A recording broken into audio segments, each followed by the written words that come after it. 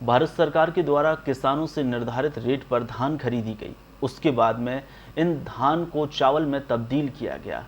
PDS के माध्यम से गरीबों तक यह चावल पहुंचाया गया। लेकिन अभी दिल्ली सरकार द्वारा उस चावल के सैंपल की जांच की गई तो कुछ ऐसी बातें सामने आई कि यह चावल मनुष्य के खाने लायक ही नहीं है और जानवरों के लिए यह चावल है। ऐसे में अगर चावल परोस दिए गए हैं लोगों के घरों में तो सवाल उठने ही लगते हैं।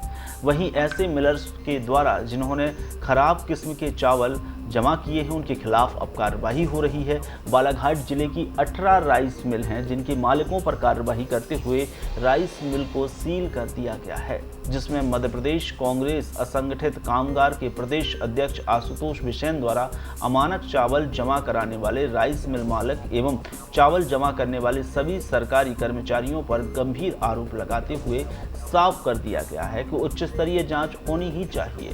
तो वहीं देश के प्रधानमंत्री से भी उन्होंने अपील की है। अनुभागीय अधिकारी राजस्व कटंगी को उन्होंने ज्ञापन भी सौंपा है। आशुतोष बिसेन, प्रदेश अध्यक्ष असंगठित कामगार कांग्रेस मध्य प्रदेश कांग्रेस कमेटी, आपके माध्यम से जैसा कि आप सभी को विदित है, पिछले सप्ताह भर से मीडिया की प्रमुख सुर्खियों में बालाघाट और मंडला में जो हमारे यहाँ के निवासी हैं, श्रमिक वर्ग है, वंचित वर्ग के जो लोग हैं, जिनको राशन रियायती दरों पर या सब्सिडी पर राशन दिया जाता है, और केंद्र सरकार की एक रिपोर्ट जो मैं आपके साथ शेयर करना चाहता हूं, मेरे फ़ोन पर है, जिसके मुताबिक केंद्र सरकार के उपायुक्त श्री विश्वजीत हल्दर, जिन्होंने 30 जुलाई से 2 अगस्त 2020 की अवधि में बालाघाट जिले के 4 गोडाउन और एक उचित मूल्य की दुकान से कुल 32 सैंपल कलेक्ट किए थे। जो हमारे जिले में चावल बांटा जा रहा है उसके कुल 32 सैंपल थे, और उन सैंपलों की जो रिपोर्ट है, जो भारत सरकार की संस्था है NABL से मान्यता प्राप्त सेंट्रल ग्रेन एनालिटिक लेबोरेटरी, जो कि कृषि भवन दिल्ली में स्थापित है, के द्वारा उन सैंपलों का परीक्षण किया गया। और जो सैंपल परीक्षण में जो रिपोर्ट आई है, मैं उसमें आपको बताना चाहता हूं कि ये बहुत ही बड़ी मानवता को शर्मसार करने वाली घटना इस रिपोर्ट के मुताबिक सामने आई है। इस रिपोर्ट के मुताबिक बहुत सारे सैंपल, मैं आपको संख्यात्मक रूप से तथ्यात्मक तौर पर जानकारी देना चाहता हूं। ये कोई श्वेता वेयर हाउस है, नेवरगांव, जिला बालाघाट, इससे 11 सैंपल लिए गए थे, जिसकी जो रिपोर्ट है, एनालिसिस रिपोर्ट, ये फीड 1 की आई है। फीड 1 का जो अनाज होता है, ये बकरियों और घोड़ों के खिलाने योग्य माना जाता है, उनको ये अनाज खिलाया जा सकता है। दूसरा CWC गर्रा, यानी ये सेंट्रल वेयर हाउस कारपोरेशन होगा, CWC का मतलब। CWC गर्रा बालाघाट, यहाँ से 3 सैंपल कलेक्ट हुए थे। इसकी जो रिपोर्ट है फीड 2 के तहत आई है। फीड 2 में कैटल फीड, गाय भैंस बैल को खिलाने के लिए जो पशु चारा, कैटल फीड का सीधा सा हिंदी अर्थ है कि पशु चारे के रूप में जो प्रयुक्त होने वाला अनाज है, उस लेवल का वो अनाज इस गोदाम से जो 3 सैंपल आए उसमें पाया गया। इसी तरीके से MPWLC बैहर बालाघाट, यहाँ से 7 सैंपल कलेक्ट किए गए थे, जो फीड 3 के तहत हैं।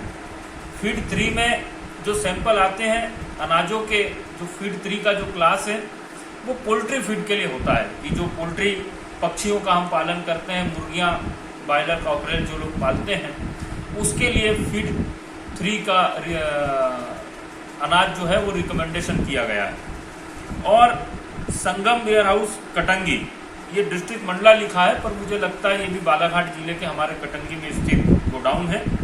यहाँ से 10 सैंपल कलेक्ट हुए थे, जिसमें फीड 4 के तहत रिपोर्ट आई है, मतलब जिसको ना आप घोड़े और बकरियों को खिला सकते ना ही आप दूसरे गाय भैंस बैल इत्यादि पशुओं को खिला सकते, ना ही पोल्ट्री को खिला सकते।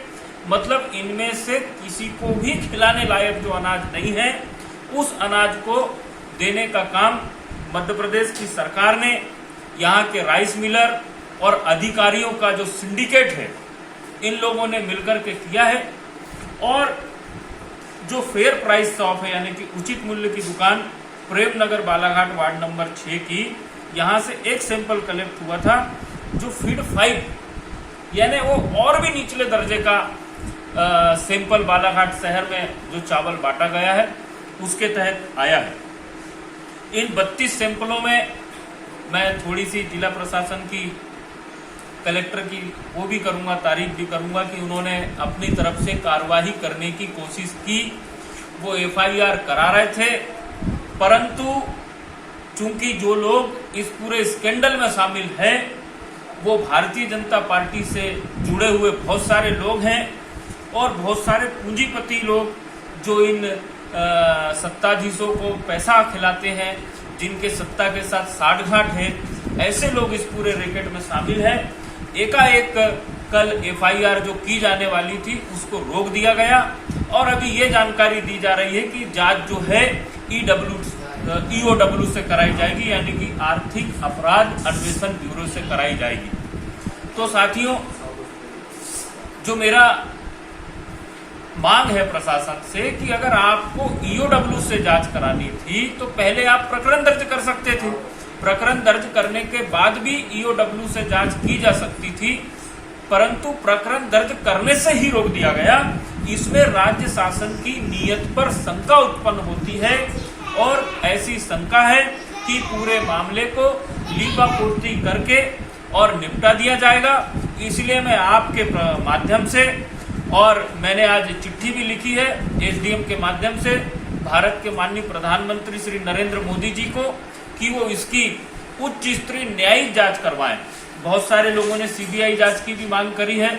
मेरी और हमारे संगठन की ये मांग है कि सुप्रीम कोर्ट की निगरानी में एक स्पेशल इन्वेस्टिगेशन टीम बननी चाहिए और सुप्रीम कोर्ट के किसी वरिष्ठ न्यायाधीश के मार्गदर्शन में, उनके अध्यक्षता में जो समिति बनेगी, उसके माध्यम से इस अनाज घोटाले की जांच होनी चाहिए। और इसमें जो भी शामिल है, इसमें मुझे जिले के जो अधिकारी हैं, जिले के स्तर तक का ही ये मामला नहीं है, क्योंकि बालाघाट जिला मध्य प्रदेश का बड़ा चावल उत्पादक जिला है और इसमें प्रदेश के बड़े नेता, बड़े अधिकारी और बड़े उद्योगपतियों की साठगांठ से ये सब कुछ संपन्न हुआ है। तो मैं आपके माध्यम से ये मांग करता हूं कि इसकी सुप्रीम कोर्ट की निगरानी में जांच दल गठित की जाए और CBI और उच्च स्तर की संस्थाओं से इस पूरे प्रकरण की जांच होना चाहिए। और मैं आपसे अनुरोध करता हूं कि मेरी इस मांग को आपके माध्यम से प्रशासन, सत्ता, सरकार तक पहुंचाने में मदद मिलेगी।